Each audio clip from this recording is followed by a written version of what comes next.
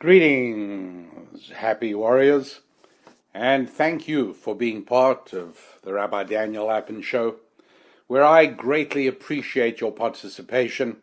I greatly appreciate the letters you send in, the questions you ask, your participation on the We Happy Warriors website, and I also very much appreciate the extent to which, obviously, a number of you are being very effective in getting word of this show around. It's not for everybody, I know that. There's no show that's good for absolutely everybody. The huge variety of people makes that an impossibility, and our very fingerprints attest to our uniqueness.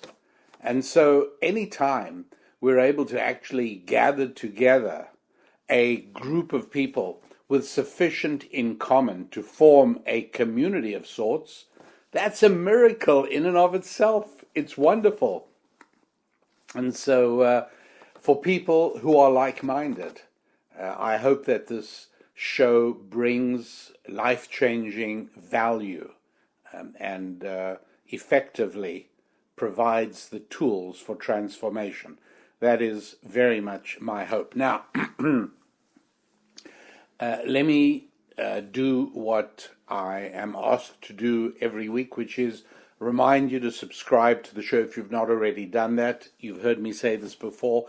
Please take care of that. It's a small errand that is good for everybody and hurts nobody. So do subscribe to the show. And secondly, I want to make sure you have the website of the show. It's www.rabbidaniellapin.com. Now, there are enclaves of like-minded people.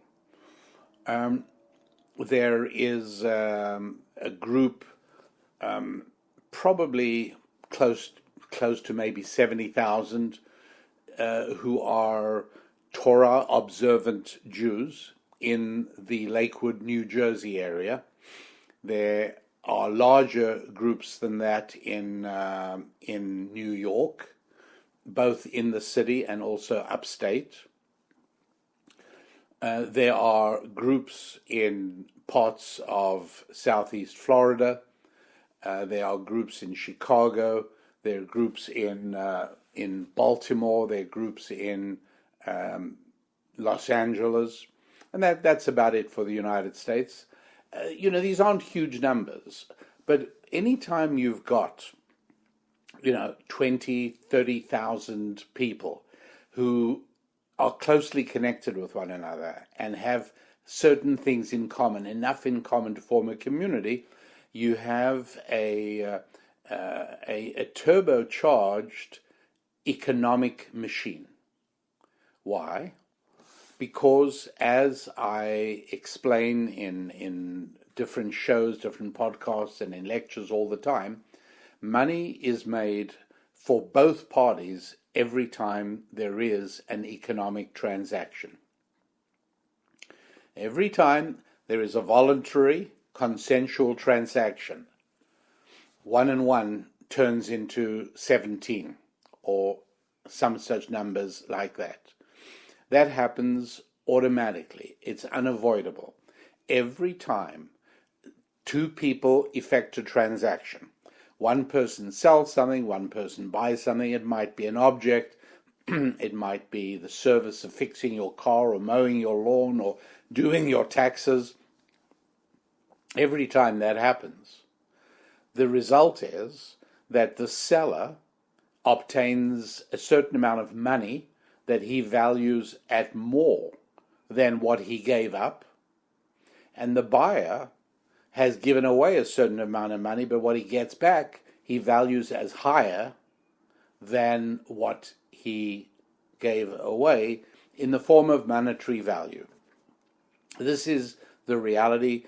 You can do the arithmetic on it very easily, and the thing to remember is that we have to use real-life accounting, not GAAP accounting, not generally accepted accounting principles, which is really an SEC, a Stock Exchange Commission creation, in order to provide some kind of standardized barometer. It's like as if marathon race organizers use a different measure for a mile in every different country they do the marathon race. You've got to standardize on it, otherwise you can't compare. A man who wins a race is in Colorado is not the same as someone who wins the race in Florida, for argument's sake, because the measure for the mile is different. So one actually is run a different distance from the other. In reality, there are other factors like terrain and altitude and things like that. But the point is that SEC created gap accounting rules in order to be able to measure different companies by the same standard. But that's not necessarily a realistic way of doing it. What I mean by that is that if I buy a pair of sneakers, the ones with little lights in the heel that flash when you walk, I love those sneakers, and I buy a pair of sneakers like that, shall we say, for $50. And if I then walk out of the store and a stranger offers me $50 for the sneaker, would I accept? Obviously not, right? Because sneakers are worth more to me. How much more? Well, we could play around with the thought experiment, and we could have somebody raising the ante and saying to me, Rabbi Lapin, would you sell me your nice new sneakers for $60? No. $70? No. But I'm starting to hear him now, because $70 is a $20 profit on a $50 outlay in just a few minutes. That's good business. Even though I want my sneakers, but I guess I could get another pair for $50 if I'm willing to wait a little bit. And I think, well, keep going, Maybe he'll go higher than 70, and he does. He goes to 75. And when he says 75, I say to him, I'll sell them to you for 80. And at that point, we realize that in my life, the sneaker's value, according to a standardized unit of measure or of accounting called money, dollars in my case, we know that I gave over $50, but I got back the equivalent of $80. That's what it's worth to me. I've just told you. And so my financial statement has shown an increase of $30 just because I stopped in at the shoe store. And we go to the shoe store, and we say to him, hey, should we bring Rabbi Lapin back to give you back his shoes? You can give him back his money. After all, he probably exploited you, because he's much too happy with this transaction. So you must be miserable. This is the way that progressives think. And the storekeeper says, taking a phrase from President Biden to reporters, have you fallen on your head? Are you crazy? Why would I do that? Those shoes cost me $25 from the shoe wholesaler or from the manufacturer, and I received $50. And so my financial statement is up by $25 because Rabbi Lapin stopped in at my store. So I don't know what you're talking about. I'm very happy. And so the aggregate increase in value in our little mini economic system, he's better off by 25, I'm better off by 30. $55 has been created. And what ought to happen is that the government ought to now instruct the mint to print $25 and $55 worth of currency and put it into the marketplace. The trouble is that the government pays no attention to what's actually been created, and they, on that same occasion, went and printed $300. And so, not surprisingly, the currency loses its value literally day by day. But that's not the point. The point for now is that when I and the storekeeper interacted, we both were wealthier at the end of the transaction. And if he could have many, many more transactions like that today, he'd be very happy. And if I could buy all the other things I want in as pleasant and as convenient a way, I'd be happy. And so any time that you can lubricate the interaction, any way you can take away the friction between people interacting with one another, the more effectively money can be made. You can see that, in a sense, this may sound far-fetched and idealistic, but what I am suggesting is that you and your family and the people who are already close to you should really get together maybe for a barbecue over the weekend, and very seriously talk about building yourselves a community of like-minded people. Doesn't mean people have to sell their homes and move somewhere. It doesn't mean anything like that. But building up a network of like-minded people who share the same values. That's crucial. Because contrary to what everyone tells you, diversity of values does not produce an improvement in the economy for anybody. It's certainly not a help for the company involved or anybody else. Diversity of values is a big mistake. It introduces friction into all interactions. And so one of the reasons that wherever there is a enclave of religious Bible-believing Jews, they're doing very well. As a matter of fact, Amazon is aware of the fact that right there in Lakewood, New Jersey, exists one of the biggest collections of Amazon resellers. The numbers are very large, and the few zip codes involved are well known to Amazon because these people have formed an ecosystem where they provide the services to each other, and every time two human beings interact to serve one another consensually and voluntarily, they both make money. And so, not surprisingly, in any environment where the friction is reduced, here are people who know one another, they like one another, and above all, they trust one another because they all share the same values. So, not surprisingly, the Jewish community in Lakewood, which is very new, is making good money. Jewish communities upstate New York are making good money. And so it is almost everywhere. On a larger scale, if you've ever wondered why Israel, with about a 20th of the population of the surrounding countries, Egypt, Jordan, Syria, and Lebanon, about 100 million Muslims to about 5 million Jews in Israel, the actual gross domestic product of Israel is equivalent to that of the 4 contiguous nations. Why is it? It's a small country with very good communication, buses, trains, telephones, internet, and they get together a lot, whether it's at synagogue or at social events or cultural events. Very few people have to travel for more than about 2 hours to get anywhere else. I mean, if you happen to live in Haifa and you want to go to in the north, and Haifa wants to go to Eilat in the far south, it'll take longer. But the overwhelming bulk of the population is in the middle section of the country, Jerusalem, Tel Aviv, Haifa, the coastal strip, and they can all get to see one another in no time at all. And the trains are extremely effective. Extremely effective. I had a speech in Orlando recently, and you knew about it. I spoke at the Proven Conference, and on the way back I tried Amtrak's Auto Train. I tried taking the train from Orlando back to Washington, D.C. And it was it was a charming and almost quaint sort of trip. They loaded all the cars onto the train.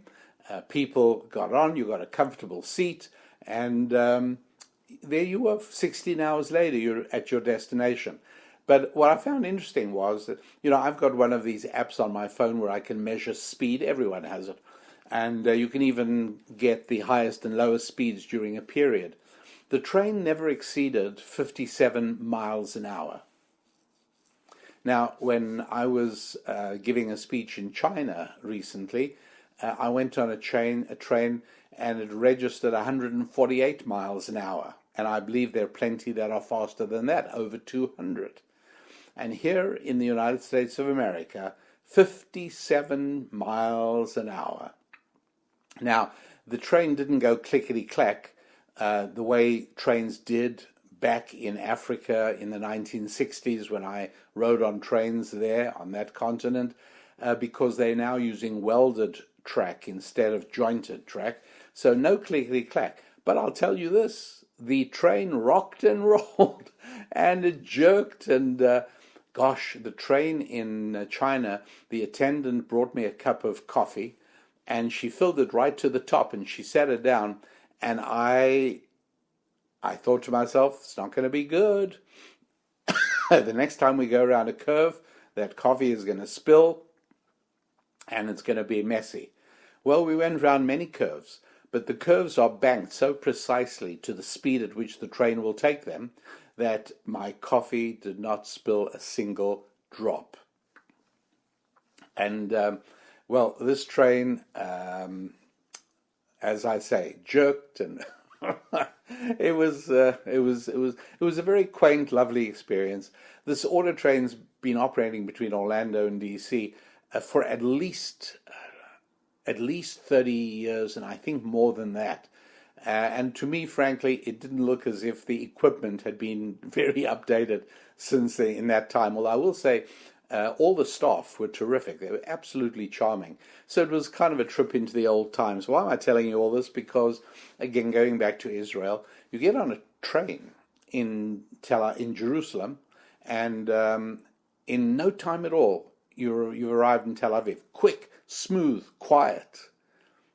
And all of these things, making interaction between human beings friction-free, produces not only greater quality of life and better opportunity for social and romantic interactions. All of that is true. But I'm talking specifically now about economics. The others come along with it as well.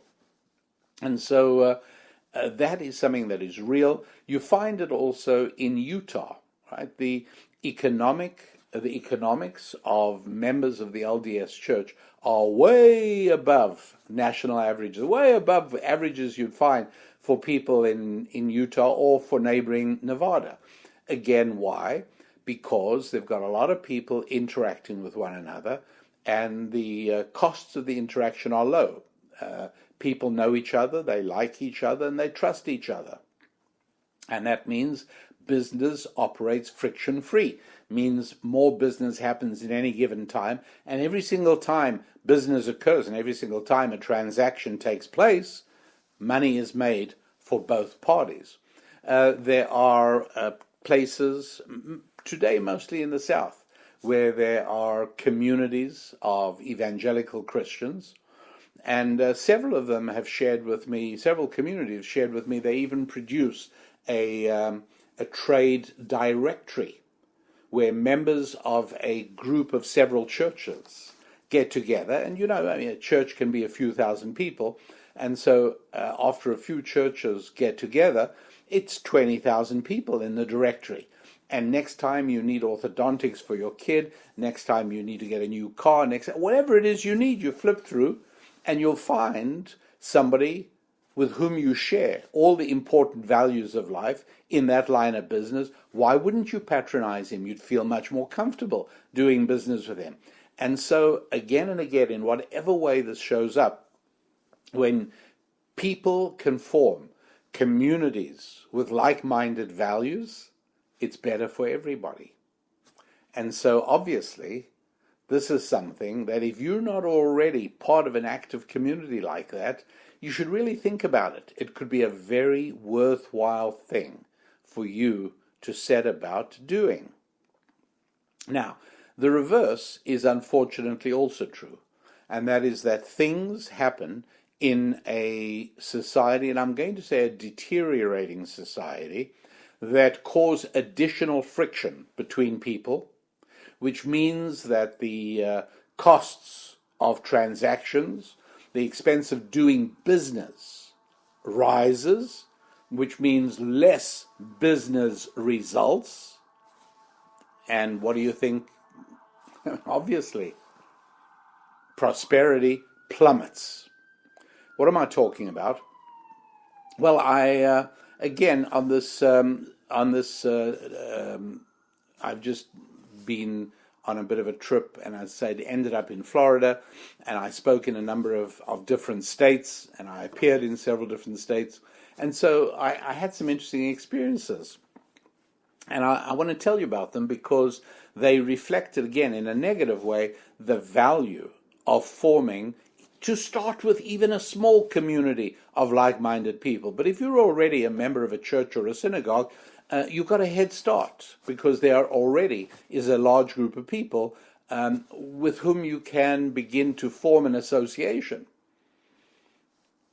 You know, whatever you need a pair of glasses.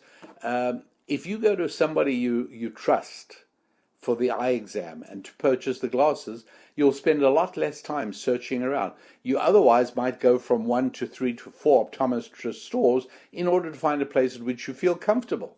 The cost of doing business is far higher when you are not part of a community of people who know, like, and trust one another. Let me tell you what I mean. For a start, my car was broken into in the parking lot of a hotel in Atlanta, Georgia.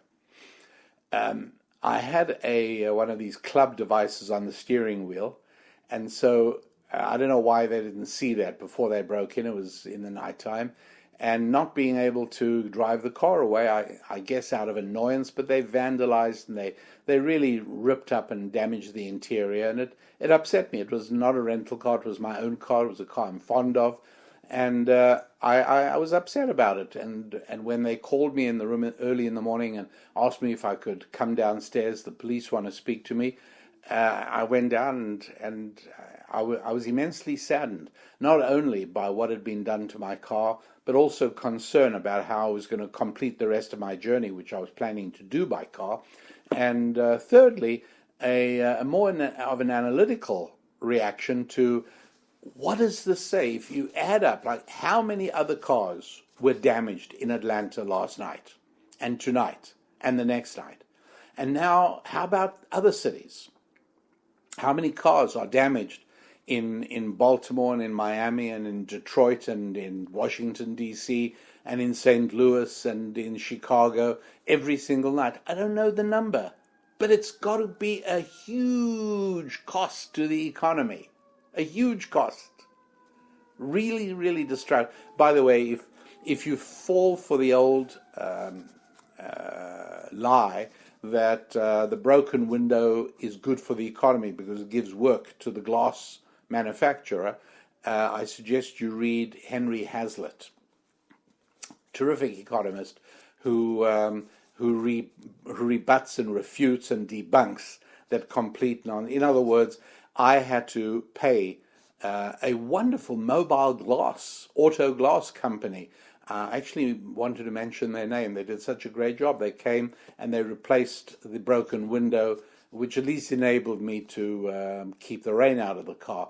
But and so I paid them hundreds of dollars to do that. And you say, well, look, this is good for the economy. It keeps the money moving. No, the lie is that I wouldn't have been able to use that money for something else, or at the very least, if I would have invested it, that would even have been better for the economy. So no, anytime something is broken, it's bad for the economy.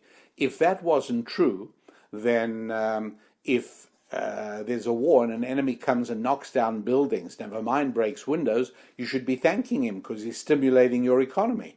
It doesn't work like that. It's a lie. It's a total myth. And it's very, very destructive. So what a drag on the economy that is. And secondly, knowing that I can no longer trust a parking lot, I now have to park my car in a closed, locked parking lot. That's going to cost more, and that's going to be not good for the hotel. All in all, the fact that these people break the trust, break the sense of security and equanimity and optimism, because the optimism gets damaged. And when people do not feel optimistic, you know what you got? It's called a recession. That's right. And so I'm going to give you some more examples of things I encountered on my trip, which serve indirectly to show the value of trying to build a community of like-minded people. You want to stop in at the website rabbidaniellapin.com, www.rabbidaniellapin.com. Let me tell you why. What you can get there on sale now is the downloadable program where I teach both by sound and sight. I teach the book of Ruth. This is hugely important. It's part of our Scrolling Through Scripture series, and it's called the book of Ruth, Chorus of Connection, because it's exactly what I'm talking about. When connection fades, when connection and connectivity become eroded, the economy drops. Prosperity declines for everybody. And the book of Ruth is the most amazing roadmap to what happens when things go wrong and how things can be put right. Connectivity gets eroded and everything goes downhill.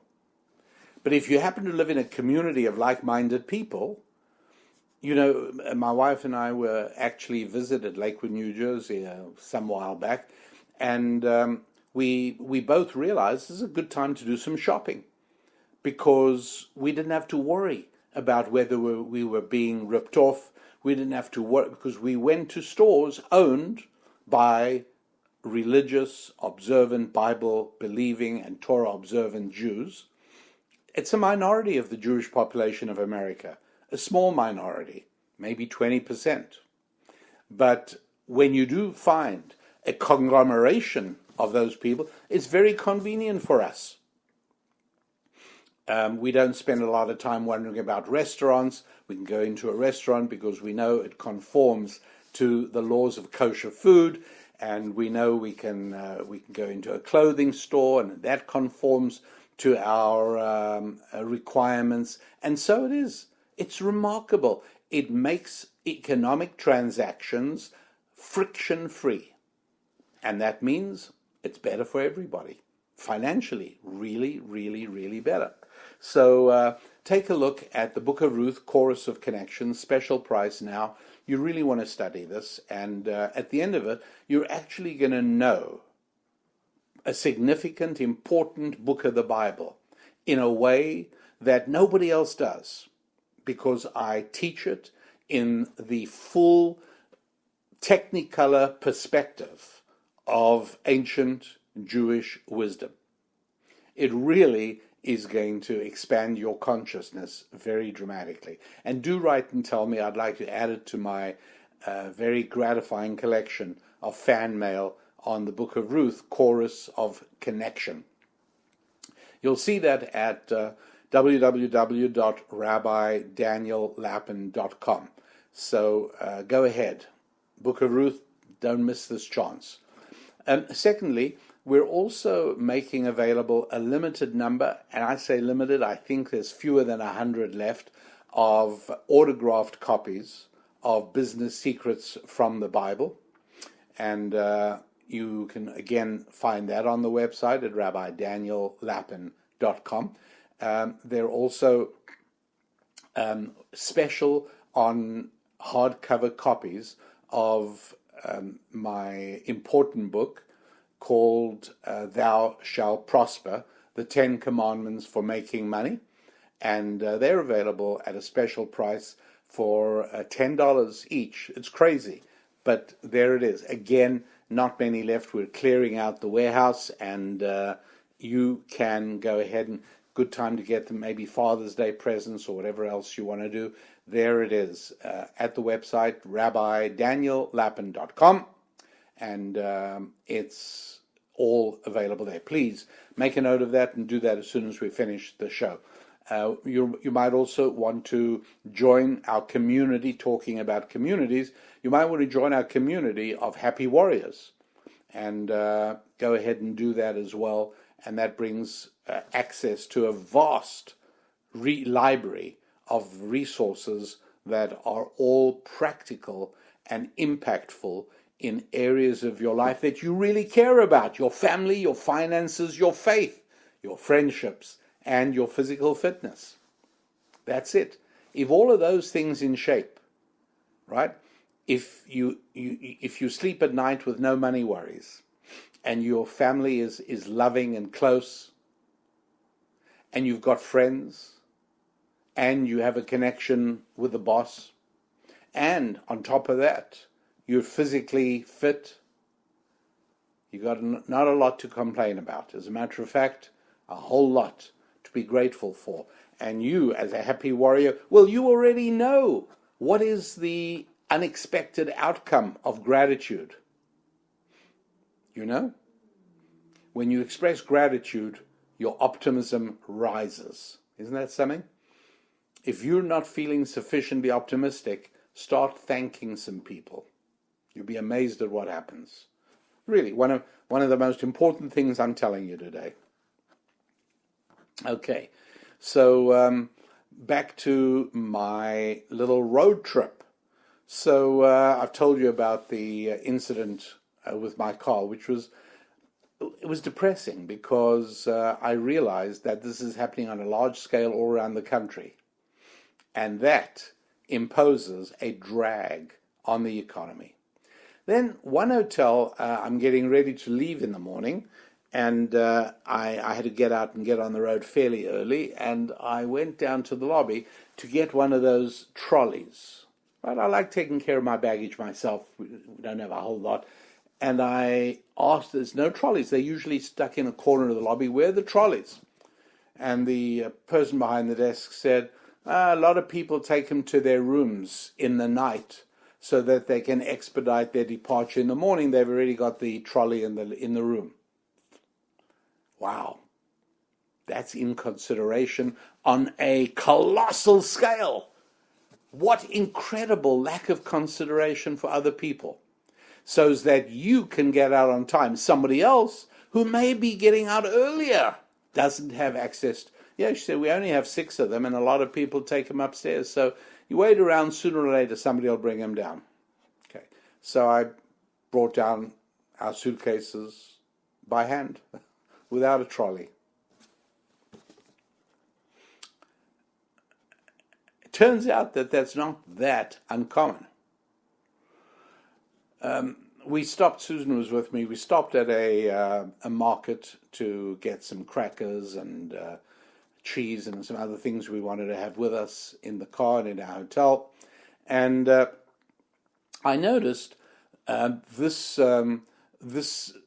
large grocery market had a big parking lot, and in every single lane there was a colorfully decorated little enclosure into which you're supposed to return your carts.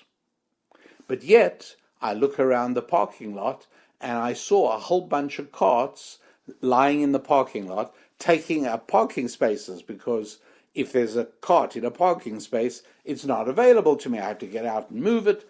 So I thought as soon as we found a parking space, I thought, okay, I'm going to get out and I'm going to watch. I'm just going to stand in the parking lot. My wife went into the store. I stood in the parking lot. I set a stopwatch on my phone, and I said, I'm going to give this 10 minutes. I want to see what happens. In 10 minutes, I saw 14 shoppers come back to their cars in the part of the parking lot I could watch, load bags into their trunk or into their back seat, and then push the cart into an adjacent empty parking space, get in their cars and drive off. In 10 minutes, I watched 14 carts taking up 14 parking places because 14 shoppers were so inconsiderate that they couldn't be bothered to return the carts to the enclosure, which, for heaven's sake, was not far away. Every lane had one. In that same 10 minutes, 2 people returned the carts to the lot, to the place.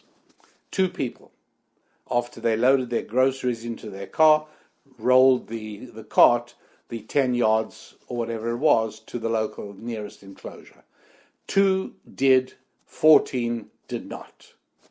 Again, It's a lack of consideration, not caring about the parking space you're obstructing, not caring that the store has to now employ somebody to go around the parking lot instead of simply going to each collection point.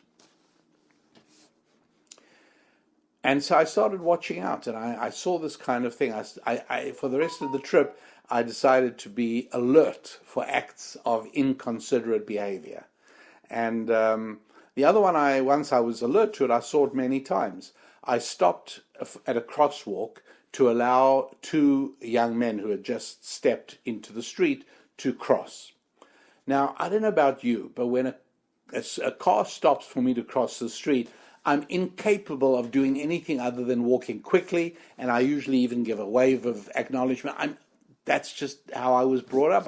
That's embedded in me, and I'm going to explain how and why. And I watched these two youths saunter across the street. They weren't being rude to me deliberately. They weren't giving me a signal. They were not staring at me defiantly. They ignored me. And by that time, there were several other cars in the other lanes also stopped. And these two youths, have you ever seen an elderly senior cross a street with a walker, somebody with really stiff joints? Well, that senior crossed the street quicker than these two youths did. They were completely indifferent to the fact that by this time 5 cars had stopped and the drivers were doing them the courtesy of letting them cross the street. They couldn't have cared less. And then looking out for that, I started seeing that happening a whole lot. So what do you think this means? What does this mean? You know what, I'll give you one more. Last one. And there are many others, but I'll give you one more. Getting ready to board a plane. I happen to have priority boarding on this particular airline, and I see they're about ready to call priority boarding, and guess what happens? A line of wheelchairs comes down with people sitting in them, and over 20 people, and many of them knew each other, which I thought was strange. And you can imagine it took quite a while to board 20 people in wheelchairs. I decided to take a good and careful look at the people in the wheelchair, and I try to memorize them by clothing, right? Lady with a multicolored purse, man with a beret, and so on and so forth. I can't say I got all 20 memorized, but I looked at them very, very carefully. Came the destination, we arrived, and I'm sitting pretty close up front in the airplane, and there is a shuffle as a crowd of people start pushing up the aisle. Well, I got to tell you, it was the same crowd of people who'd been in wheelchairs. They had experienced a miraculous recovery. There were so many of them going onto the plane that I assumed that some particularly virulent malady had afflicted that part of the country, causing so many people to be handicapped and needing wheelchairs. At the other end, they got off the plane, shoving everyone aside. They were in such a hurry to get off the plane. And off they went, elbowing their way up the ramp and into the airport. I went over to a harried-looking airline representative. She was giving flight connection information to people who needed it. And when I got to her, I said, by the way, that whole crowd of people that was noisily running past you a few minutes ago, they got on the plane with wheelchairs. And she looked around cautiously, and then she leaned into me slightly and she said, we're not allowed to challenge wheelchair requests. So, tell me something. Would you find it easy to use a wheelchair if you didn't need one? I think most people who need wheelchairs find it hard to be pushed in a wheelchair. And here's a group of people who may well have used up wheelchairs that others, real people, might have needed. What's there to say, Consideration, not even close. And again, eroding optimism, it makes one feel bad. You know how it is that, I don't know if you've ever been in a crowd where somebody does something conspicuous and nice and altruistic, or maybe even heroic. Somebody, saves a kid or does something. Everybody sort of smiles at each other. People greet each other. People applaud together. Have you noticed that? Whenever somebody does something nice, it makes everyone around feel positive and good. Everyone who witnesses it feels ebullient. The converse is just as true. Whenever somebody acts with gross inconsideration, it makes me less likely to trust the person next to me. I know it wasn't him, it was the malfeasant, the miscreant, I know that, but the feeling is the same. It's really important to understand. And herein we have the value of building a community of people who shared similar values. Now,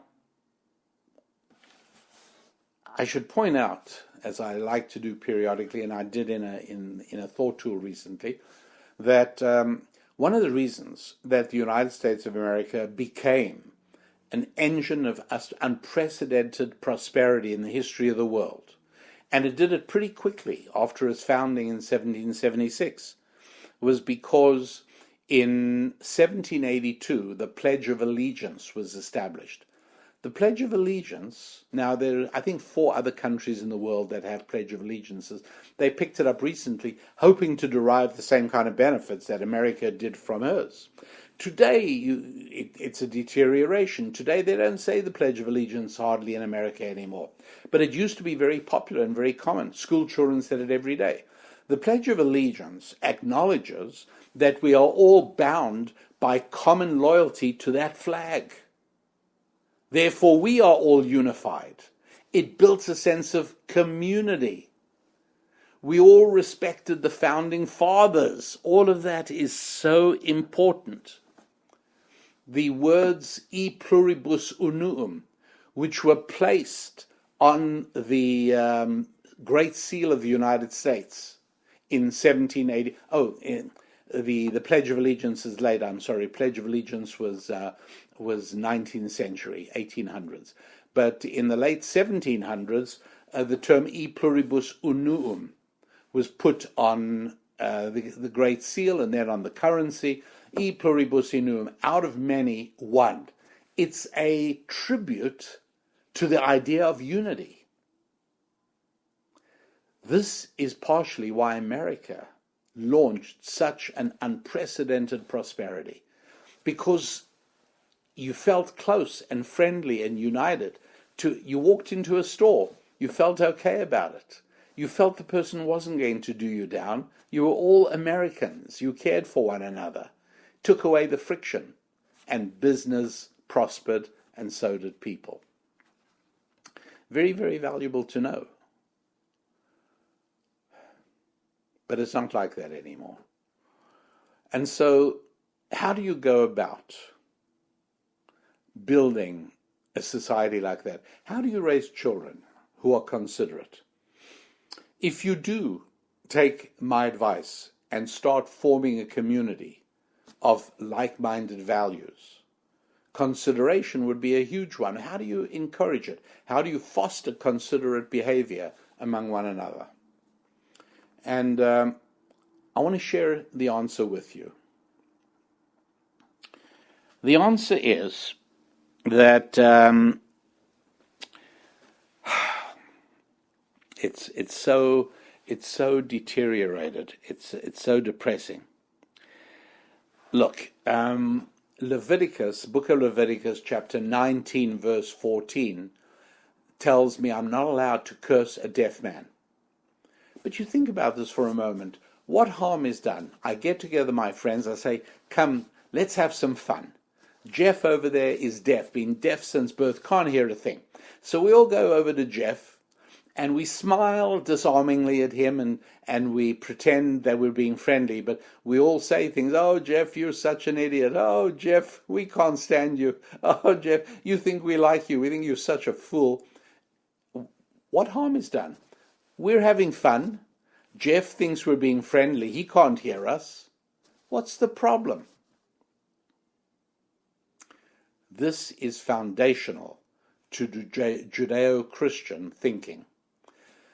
What's wrong is that I am eliminating my own sensitivity to inconsiderate behavior. I'm behaving inconsiderately even though nobody is actually the victim, but the victim is society, because I am now less sensitive to that kind of behavior. Another example, again, astonishingly, very important to understand. The Ten Commandments inflicted on Egypt in the beginning of the book of Exodus. 7 of them are brought about by Moses, but for the first 3, Moses says to his brother Aaron, you must stretch your rod out over the lake, over the river of Egypt, and turn it into blood. Why didn't Moses do it himself? I mean, God's just appointed him for the most important mission, right? Imagine you get appointed as sales manager for a large company. And the day after you're appointed sales manager, the CEO calls you in and says, listen, we've got a really important sales prospect. I want you to send your secretary, your assistant, to do that sales call. You say, excuse me, boss, you've just hired me as the chief sales executive. Surely I should just do what I said. It's weird.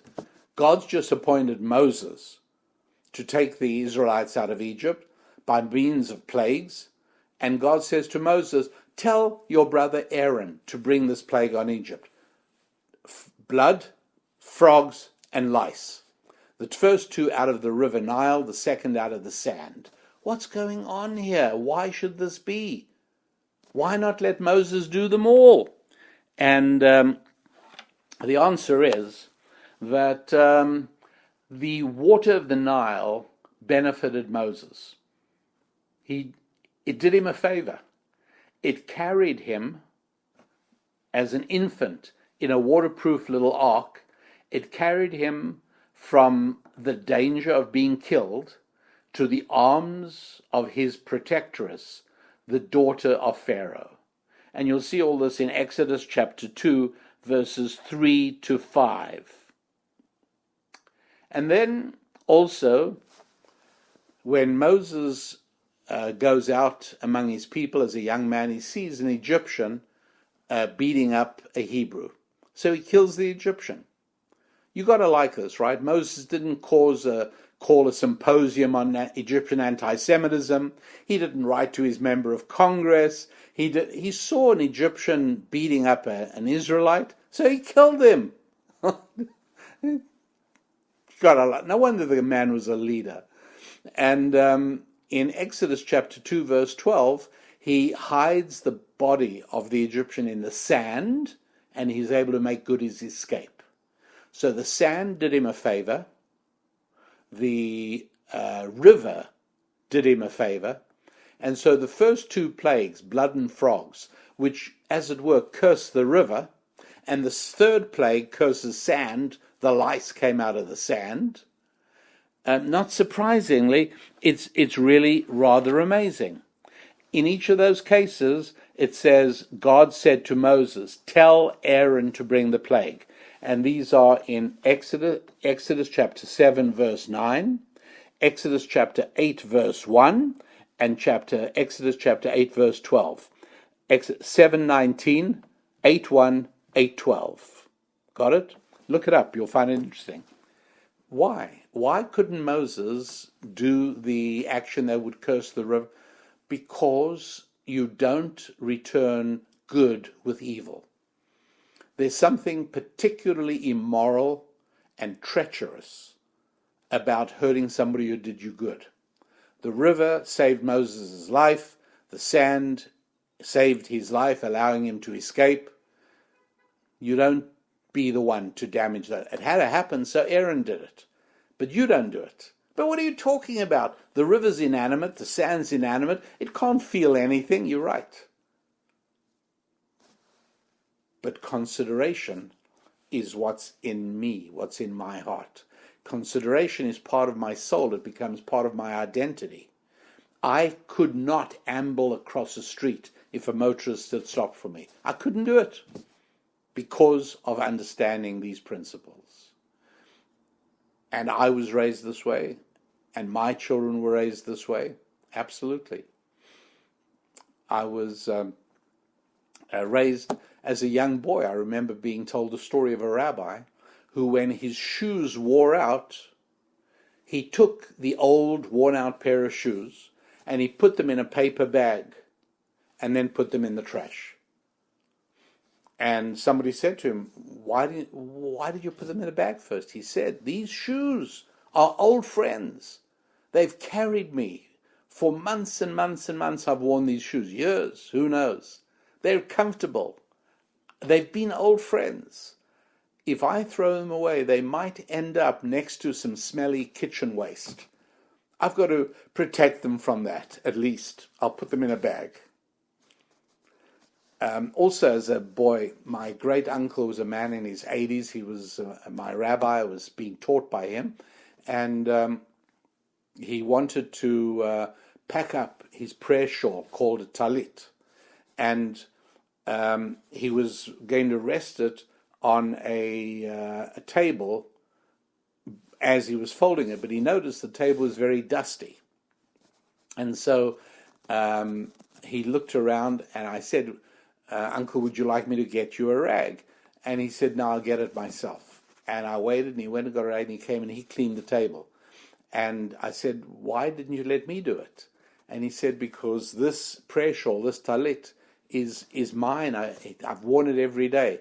I can't just put it down on dust. And since I'm going to be putting it down, I should be the one to clear the dust, to show my respect to this prayer shawl. But it can't feel anything. It's just a piece of fabric. That's not the point.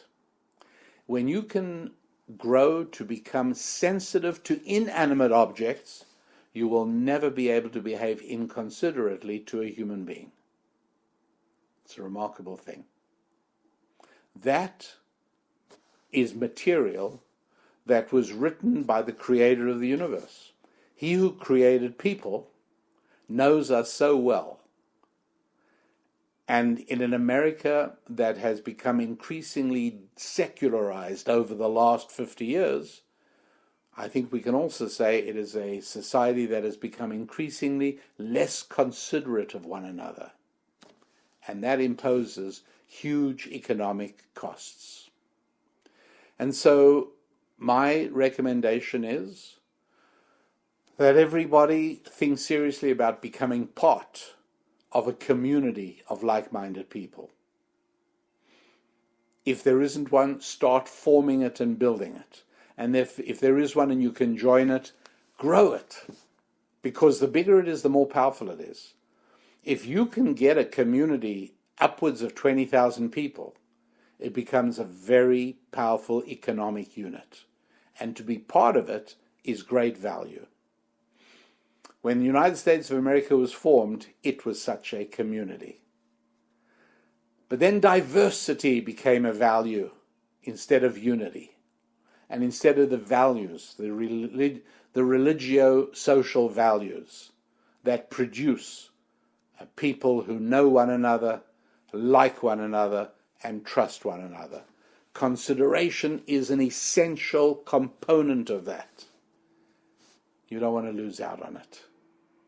And so, my dear happy warriors, I urge you to become part of as large a community as you can and grow that community of people of shared values. Because when you do that, it's going to be good for you and your family, romantically and socially and economically and even health-wise and even friendship-wise. That's right. This is a piece of advice by means of which you can resculpt your life in the climate of close contact and collaboration with a large community of like-minded people, and it will only be good for you. It will do what I hope you will work on this coming week, improving your family and your finances, your fitness, your faith, and your friendships. I am Rabbi Daniel Lapin. God bless.